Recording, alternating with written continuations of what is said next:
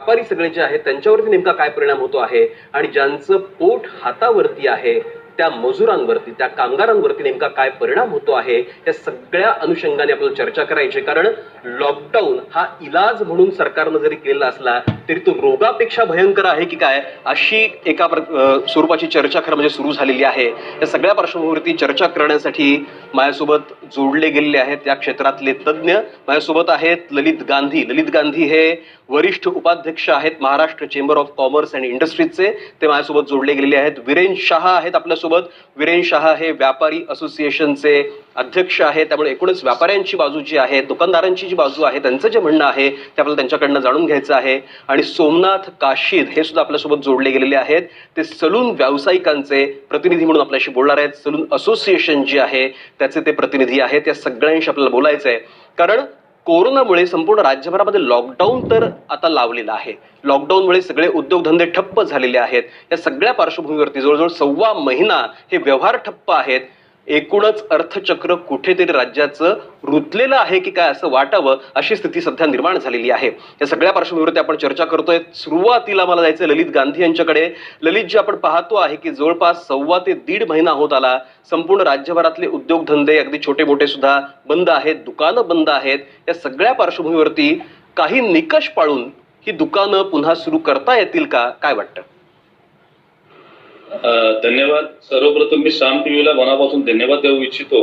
आज देशातल्या शेतीनंतरच्या दुसरा सर्वात महत्त्वाचं क्षेत्र आहे जे सर्वाधिक रोजगार निर्मिती करतं. अशा क्षेत्राच्या प्रश्नांना वाचा फोडण्याचं काम साम टीव्हीने केलेलं आहे.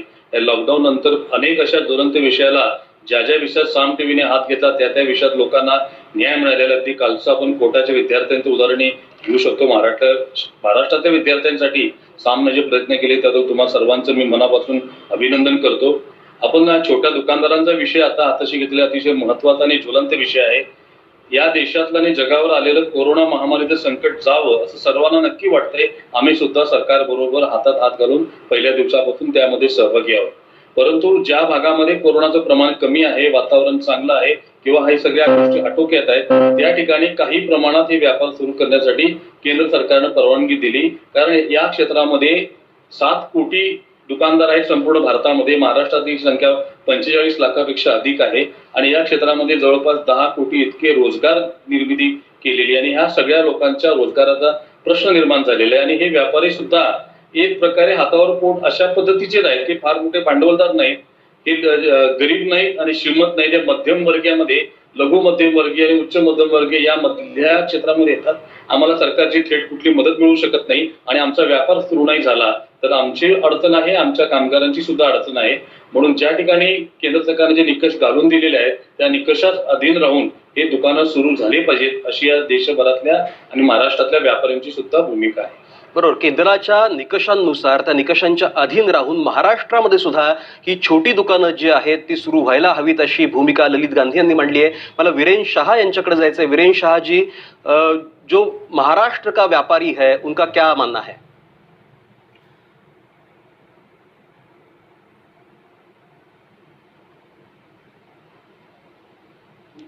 महाराष्ट्र का व्यापारी है उनका क्या मानना है? देखिए, पहले तो मैं ये कहना चाहूंगा कि आवाज आ रही है आपको? हाँ, आ रही है, बोलिए बोलिए.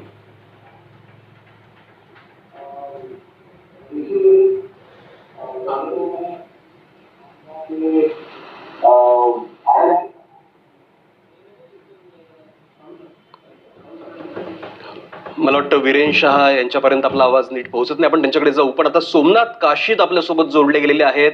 सलून असोसिएशनचे ते प्रतिनिधी आहेत. एकूणच ज्या पद्धतीने आपण छोट्या व्यापाऱ्यांविषयी बोलतोय, छोट्या दुकानदारांविषयी बोलतो आहे, तसंच जे नाभिक समाजातले लोक आहेत किंवा जे सलून व्यावसायिक आहेत, जे पार्लरचा व्यवसाय करतात, त्यांचेही प्रश्न आहेत. तेही जवळजवळ 1.25 महिना त्यांची दुकानं बंद आहेत, सलून बंद आहेत. त्यामुळे त्यांचाही रोजगाराचा प्रश्न निर्माण झाला आहे. सोमनाथ काशीद, काय भूमिका आहे?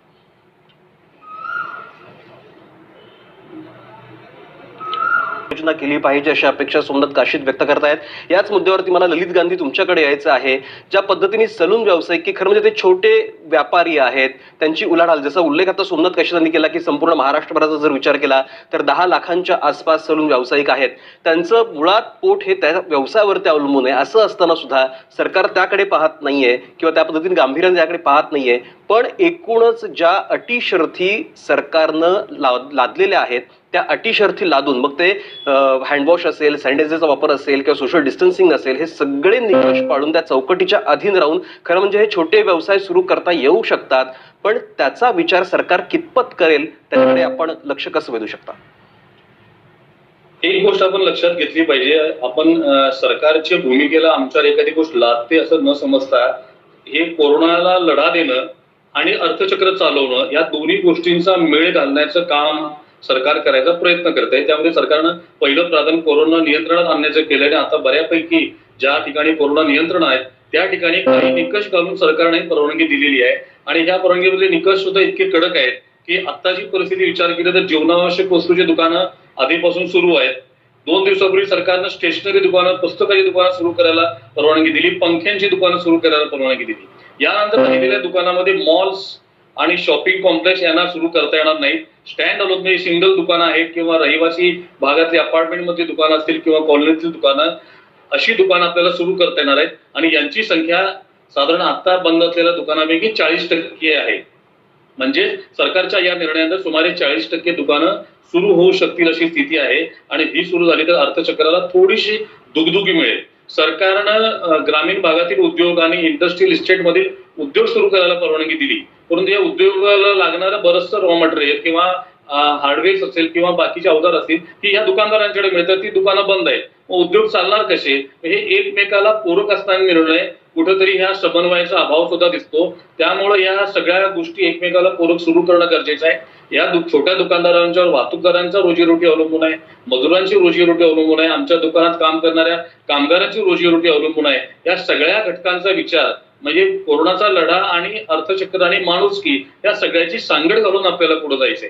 आम्ही सरकारच्या कुठल्याही प्रयत्नाला छेद देऊ इच्छित नाही. सरकार जे काही निकष सांगते, काळजी घेण्याला सांगते, त्याला सगळ्याला आमचा पाठिंबा जाईल. सोशल डिस्टन्सिंग, गिरायकांना योग्य ते अंतर ठेवायला सांगणे, या सगळ्या गोष्टी नक्की पाळण्याची मानसिकता आमची आहे. परंतु आता अनेक जण अडचणीत आलेले आहेत, कारण अनेक व्यापारी असे आहेत ज्या रोजच्या व्यापारावर त्यांचा उदरनिर्वाह चालतो. ते रोटेशन 1 महिन्याचं ब्रेक झालेला आहे. आम्हाला लिक्विडिटीचा प्रश्न आमच्या समोर फार मोठ्या गंभीर स्वरूपात आहे.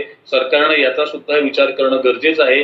या सेक्टरला सरकारनं कमी व्याजानं किंवा मी तर म्हणेन की बिनव्याजी आम्हाला 1 वर्षासाठी किमान कर्ज उपलब्ध करून देणं गरजेचं आहे. छोट्या व्यापाऱ्यांना त्यांच्या व्यापाराच्या प्रमाणात, त्यांनी गेल्या वर्षी भरलेल्या रिटर्नच्या प्रमाणात, पण काही ना काही मदत सरकारने या क्षेत्राला करण्याची गरज आहे. आणि कोरोनाच्या लढ्याला आम्ही सहभागी आहोत. ही साथ देत ही दुकानं सुद्धा सुरू राहिली पाहिजेत आणि या भूमिकेतून याच्याकडे बघितलं. अगदी साथ देत ही दुकानं सुरू राहिली पाहिजे. तुमचा मुद्दा अत्यंत महत्वाचा आहे ललित गांधी.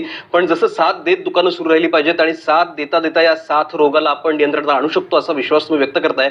ज्या पद्धतीची अपेक्षा तुम्ही खरं म्हणजे व्यक्त केली की उद्योगांना किंवा छोट्या व्यावसायिकांना, दुकानदारांना 1 वर्षासाठी सरकारनं बिनव्याजी कर्ज उपलब्ध करून द्यावं, या सगळ्या पार्श्वभूमीवरती आता सरकारकडे तुम्ही कशा स्वरूपाचा पाठपुरावा कराल? आम्ही आमच्या राज्य स्तरावरची शिखर संस्था Maharashtra chamber of commerce and industries आहे.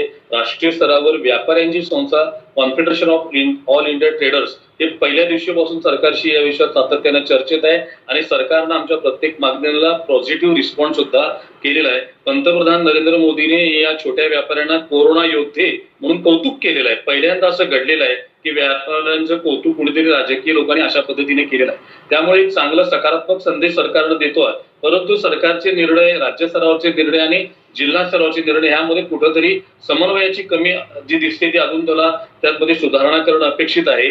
आणि फिक्की ही व्यापार उद्योग क्षेत्रातली देशाची शिखर संस्था आहे, त्यांनी सुद्धा आमचे विषय मांडलेले आहेत. आणि या आमची अडचण कशी आहे, संघटित क्षेत्रातल्या कामगारांना सरकारनं मदत द्यायचं जाहीर केलं, परंतु या छोट्या व्यापाऱ्यांचे कामगार हे असंघटित क्षेत्रातले असल्यामुळे सरकार त्यांना थेट मदत देत नाही. दुकाने बंद असताना आम्ही त्यांना पगार द्यायचे कसे? मार्चचा दिला तर एप्रिलचा कसा द्यायचा? व्यापारच नाही. अनेक दुकानदार असे आहेत की त्यांचं घरदार पूर्ण मिळून ते दुकानं चालवत असतात. अशी गंभीर समस्या आमच्या समोर निर्माण झालेली आहे. सरकारकडे आम्ही महाराष्ट्र चेंबरच्या वतीनं वेगवेगळ्या निवेदनाच्या माध्यमातून, झूमच्या बैठकांच्या माध्यमातून या सगळ्या विषयांचा पाठपुरावा करतोय आणि येत्या 1-2 दिवसामध्ये आम्हाला आर्थिक मदतीचं एखादं पॅकेज जाहीर होईल अशी खात्री आहे. अशा प्रकारचे पॉझिटिव्ह सुतोवाच केंद्रीय अर्थमंत्र्यांनी सुद्धा आमच्या बैठकीमध्ये आमच्या समोर चर्चा करताना केलेला आहे. म्हणजे त्या 2 दिवसामध्ये साधारण एक चांगले संकेत तुम्हाला मिळत आहेत की एक विशेष पॅकेज जाहीर होण्याची शक्यता तुम्ही आता वर्तवली आहे. याच मुद्द्यावरती आपल्याला बोलायचं आहे. वीरेन शहा परत जोडले गेलेत आपल्याशी. वीरेनजी, या चर्चेमध्ये आपलं स्वागत. अपेक्षा व्यक्त केली, या संदर्भात तुमची भूमिका काय? ई कॉमर्सची जोड तुम्ही कशी देऊ शकता? देखिए, हमारा ई कॉमर्स की अगर बात करेंगे तो हम लोग पूरा भारत उसका हम विरोध करेंगे, क्योंकि जब ही दुकानों में सारे माल पड़े हैं, 1 महीने से दुकान लॉकडाउन में है और कोई लोग बाहर नहीं आ पाए, दुकान में कोई दुकान खोल नहीं पाया है, ऐसे मौके पे अगर ऑनलाइन को सुविधा दी गई, अगर प्रधानमंत्री खुद बोल रहे हैं कि छोटे व्यापारी जो है वो उनकी समस्या है, अगर वो समस्या में अगर शरद पवार जी ऐसा बोल रहे हैं तो बहुत दुख की बात है, क्योंकि व्यापारी एक दुकान बंद करके बैठा है. अगर जब तक ये बात जरूरी सही है कि वीरेनजी त्यांनी जे पत्र पाठवलं, ऐका वीरेनजी, त्यांनी जे पत्र पाठवलं त्यामध्ये त्यांनी अपेक्षा व्यक्त केली आहे की व्यापाराचं जे स्वरूप आहे ते आपल्याला हळूहळू बदलायला लागेल. त्याच्यामध्ये जे वेगवेगळे जे वेज आहेत, ट्रॅडिशनल वेज तर आहेतच, पण आता जर तुमचा कस्टमर तुमच्यासोबत पोहोचू शकत नसेल, तुमच्या दुकानापर्यंत पोहोचू शकत नसेल, तर तुमच्या दुकानातला जो काही माल आहे तो त्या कस्टमर पर्यंत कसा पोहोचवता येईल, त्यासाठी मग तुम्ही या स्वरूपाचा ई कॉमर्सचा जोड तुम्ही त्याला देऊ शकता का? अशा स्वरूपाची ती खरं म्हणजे त्यांची धारणा आहे, म्हणून त्यांनी तो उपाय सुचवलेला आहे. नहीं, उसका हमारा विरोध है. अगर आप नॉन एसेंशियल प्रोडक्ट्स ऑनलाइन में अगर शुरुआत कर देंगे तो पूरे भारत में व्यापारियों का विरोध रहेगा. ऑलरेडी व्यापारी इसका विरोध करते आए हैं ऑनलाइन के ऊपर. ऑनलाइन कंपनी जो है वो विदेशी इन्वेस्टमेंट के साथ आ रही है, वो लॉसेस कर रही है 5-5 हजार करोड़ रुपया. ऐसी कंपनियों, सबको मालूम है ये कट थ्रोट कॉम्पिटिशन कर रहे हैं. हमें ऑनलाइन का विरोध नहीं है, लेकिन ऑनलाइन जिस प्रकार से काम करती है उसका विरोध है.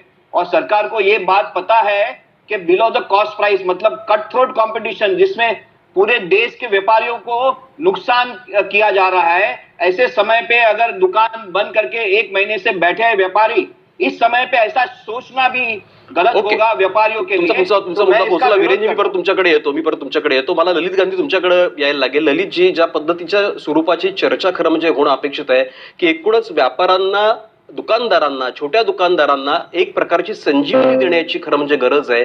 या सगळ्या पार्श्वभूमीवरती सगळ्या स्वरूपाचे जे काही ऑप्शन्स आहेत, पर्याय आहेत, त्याचा विचार सर्व बाजूनी व्हायला हवा, सर्वंकष पद्धतीने व्हायला हवा. या स्वरूपामध्ये उद्यमाचं स्वरूप, उद्योगाचं स्वरूप, व्यापाराचं स्वरूप येत्या काळामध्ये बदललेलं असू शकतं. त्याकडे तुम्ही कसं पाहता? नक्कीच दुर्गेशजी, आमचे मित्र वीरेनजींचा थोडासा समजून घेण्यामध्ये गफलत झालेली दिसते. तसं पूर्वी साबण म्हणजे निर्मा असं म्हणायचं असतं. ई कॉमर्स म्हटलं की आम्हाला फ्लिपकार्ट किंवा अमेझॉन या परदेशी कंपन्या आमच्या डोळ्यासमोर येतात आणि आम्हाला राग येतो एकदम. कारण या कंपन्यांनी आमच्या देशातला 50% रिटेल व्यापाऱ्याला मारून टाकलेला आहे. आणि या विदेशी कंपन्यांनी एक आक्रमकपणे मार्केटिंग केलेलं आहे. त्यामुळे लोकांच्या मनामध्ये त्या कन्सेप्टवर कुठेतरी राग व्यक्त होतोय. परंतु आपण जसं म्हटला किंवा पवार साहेबांनी जी अपेक्षा व्यक्त केली त्याची अतिशय रास्त अपेक्षा आहे. येणाऱ्या काळामध्ये आम्हाला आमच्या व्यापाराचं स्वरूप बदलावं लागणार आहे. परंतु हा भारत देश जगातला सर्वाधिक युवकांचा देश आहे. आज आमचं 60% पॉप्युलेशन हे 30 वर्षापेक्षा कमी वयोगटाचं आहे. आणि हा यंग जनरेशन हा मोबाईल किंवा स्मार्टफोनवरच त्याचं जीवन व्यतीत करतो. तो सहज त्याला कुठली गोष्ट खरेदी करायची असेल तर तो पहिला ऑनलाईन चेक करतो. त्यामुळे या व्यापाऱ्यांची जी राष्ट्रीय स्तरावरची संस्था आहे, confederation of all India traders, यांनी स्वदेशी या संकल्पनेवर आधारित भारतातील लोकांना प्रोत्साहन देण्यासाठी ई कॉमर्सचं एक राष्ट्रीय प्लॅटफॉर्म तयार करण्याचं काम हाती घेतलेलं आहे. ते शेवटच्या टप्प्यात आहे. म्हणजे येत्या 8-10 दिवसामध्ये याचं प्राथमिक स्वरूप घोषित होईल आणि या कॉन्फेडरेशनच्या माध्यमातून भारतातले आताचे आमचे जे व्यापारी आहेत यांनाच त्यामध्ये सहभागी करून घेतलं जाणार आहे. कुठल्या बाहेरच्या कंपनीला आपण आणणार नाहीये. त्यामध्ये विदेशी कंपनीला तर त्यामध्ये अजिबात सहभाग असणार नाही. आता आमचे जे छोटे छोटे व्यापारी आहेत यांना त्यामध्ये सहभागी करावं लागेल. आम्हाला आमच्या व्यवसायाचं स्वरूप बदलावं लागेल. 20 वर्षापूर्वी, 25 वर्षापूर्वी आमची दुकानं ज्या पद्धतीची होती, ज्यावेळी मॉल कन्सेप्ट आले, बिग बाजार आलं, डी मार्ट आलं, स्टार आलं, त्यावेळी त्यालाही आम्हाला छोट्या व्यापाऱ्यांना फटका बसलेला आहे. मग त्यामुळे आम्हीही आमचे व्यापार बदलले, आमचे दुकानं चांगली केले, आमचं फर्निचर चांगलं केलं, आम्ही ऑनलाईन पेमेंट स्वीकारायला सुरू केलं. हा बदल अपरिहार्य आहे आणि कोरोनानं आपल्याला हा बदल अपरिहार्य असल्याची अगदी अगदी. या मुद्द्यावर नाही, कोरोनाच्या या संपूर्ण संकटामध्ये व्यापाराची दिशा किंवा त्याचं स्वरूप सुद्धा बदलू शकते येत्या काळामध्ये. त्या दृष्टिकोनातून सुद्धा आपल्याला विचार करायला लागणार. मला सोमनाथ काशीत तुमच्याकडे